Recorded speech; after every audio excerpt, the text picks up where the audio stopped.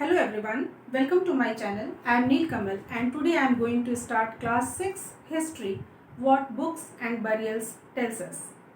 What books and burials tells us, it means we are going to talk about sources. Sources जो हमें हमारे इतिहास के बारे में बताते हैं. So already I have discussed in my previous class कि जो sources होते हैं वो 3 भागों में बांटे हुए होते हैं. एक तो archaeological sources, दूसरा literary sources और तीसरा oral sources. और इनमें सबसे ज़्यादा ऑथेंटिक जो होता है वो होता है आर्कियोलॉजिकल सोर्सेज. लेकिन यहाँ हमारे चैप्टर का नाम है books and burials tells us. So books means we are going to discuss about literary sources and burials means we are going to discuss about archaeological sources. So let's talk about one of the oldest book of the world, that is Veda. Vedas जो होते हैं वो number में 4 हैं, यानी कि कुल 4 वेद हैं.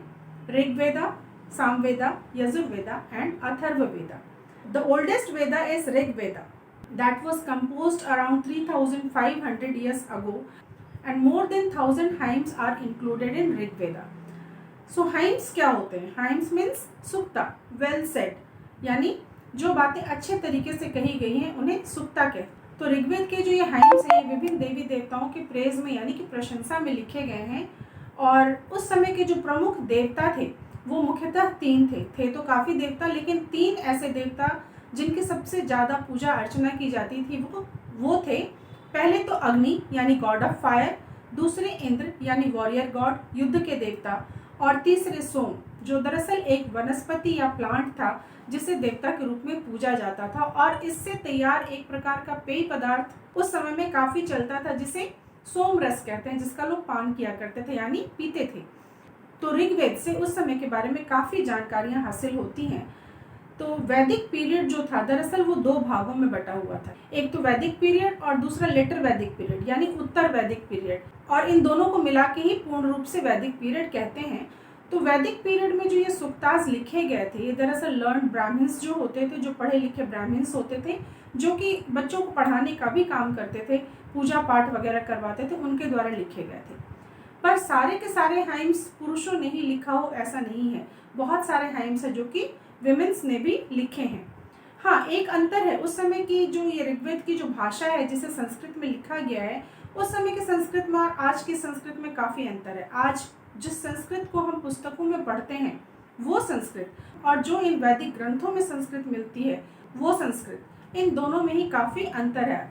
और उस समय की जो संस्कृत थी उसे वैदिक संस्कृत के नाम से जानते हैं.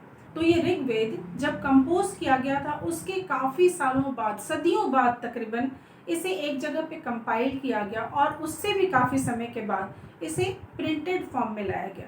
तो तकरीबन 200 साल पहले की ही बात है जबकि ऋग्वेद हमारे पास प्रिंटेड फॉर्म में आया है.